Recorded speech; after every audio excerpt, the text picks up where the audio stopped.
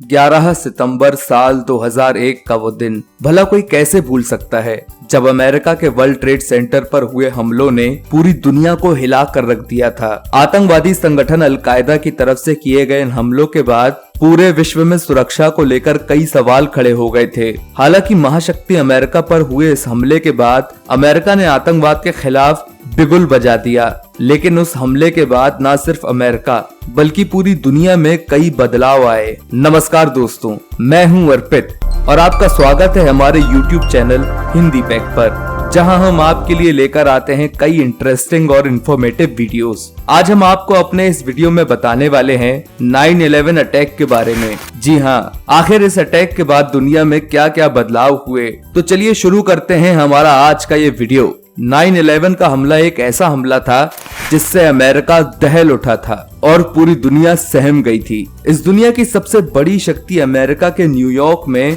World trade centre को आतंकवादियों ने निशाना बनाया था। इसके लिए आतंकी संगठन अल-कायदा ने 2 विमानों को हाईजैक कर उस वक्त दुनिया की सबसे बड़ी इमारतों में से एक वर्ल्ड ट्रेड सेंटर की 2 बिल्डिंग्स को केवल 10 मिनट के गैप के भीतर ताश के पत्तों की तरह ढेर कर दिया था। इस आतंकी हमले में करीब 3000 लोगों की जान गई थी और 10,000 से भी ज्यादा लोग घायल हुए थे। अमेरिका के तत्कालीन राष्ट्रपति जॉर्ज बुश ने उस दिन को काला दिन के तौर पर घोषित कर दिया, लेकिन 2 मई साल 2011 को पाकिस्तान के एबटाबाद में उस हमले के दोषी ओसामा बिन लादेन को मारकर अमेरिका ने अपना बदला पूरा कर लिया। हालांकि अमेरिका ने तो अपना बदला पूरा कर लिया, लेकिन इस हमले के बाद दुनिया में कई बड़े बदलाव भी आए, जिनमें से सबसे बड़ा बदलाव ये था कि इस अटैक ने दुनिया के सबसे बड़े धर्म के लिए लोगों में नफरत भर दी। जी हाँ, इस हमले के बाद दुनिया भर की मीडिया में तो जैसे इस्लाम को कट्टर और क्रूर दिखाने का फैशन ही चल पड़ा। हर आतंकी हमले को लोग इस्लाम से जोड़कर ही देखने लगे। अमेरिका में हुए एक रिसर्च से पता चला है कि साल 2010 के बाद टोटल अमेरिकन में से लगभग आधे लोगों का यही मानना था कि इस्लाम हिंसा और आतंकवाद को बढ़ावा देता है। इसका एक और भयानक नतीजा ये हुआ कि नॉर्वे से लेकर न्यूजीलैंड, जर्मनी और भारत तक में इस विशेष जाति के लोगों पर हमले भी शुरू हो गए।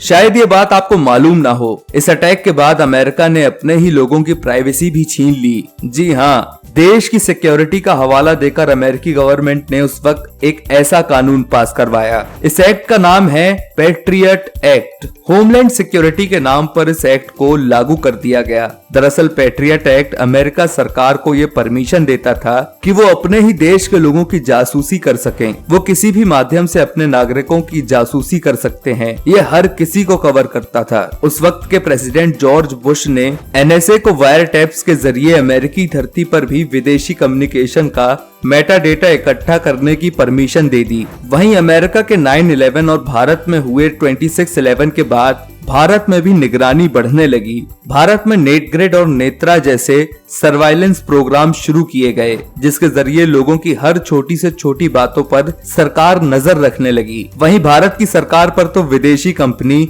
स्पाईवेयर की पेगासस के जरिए सीक्रेट ऑपरेशन चलाए जाने के आरोप लगे हैं।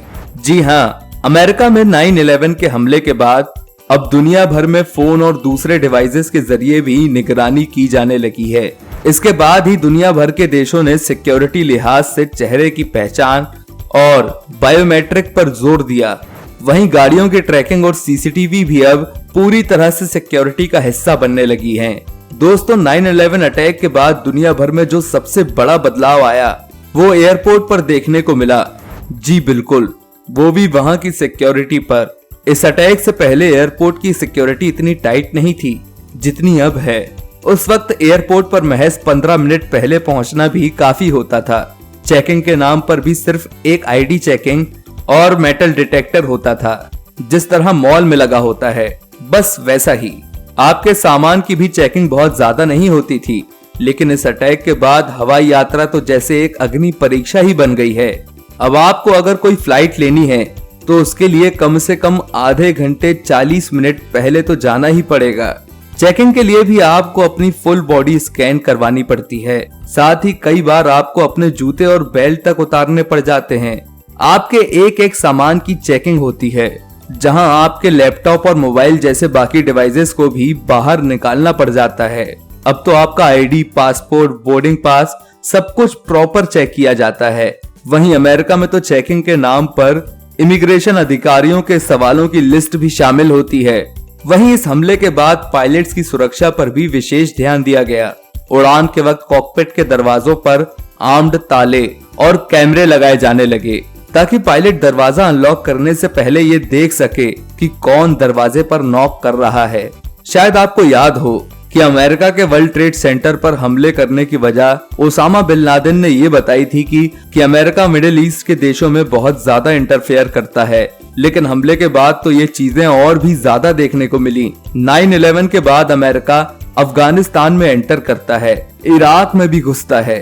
कुल मिलाकर ये कहा जा सकता है कि ओसामा बिन लादेन ने जिस मंसूबे के साथ 9/11 अटैक को अंजाम दिया था वो उसको पूरा नहीं कर सका। ओसामा बिन लादेन अमेरिका को डराना चाहता था, जिसका नतीजा ये निकला कि अमेरिका ने ओसामा को जमीन के अंदर से खोज निकाला और मौत के घाट उतार दिया। दोस्तों, आपको हमारा ये वीडियो कैसा लगा नीचे कमेंट सेक्शन में लिखकर जरूर बताएं। साथ ही इस वीडियो से जुड़े कोई भी सुझाव अगर आपके पास हैं तो आप उसे भी हमारे साथ शेयर कर सकते हैं।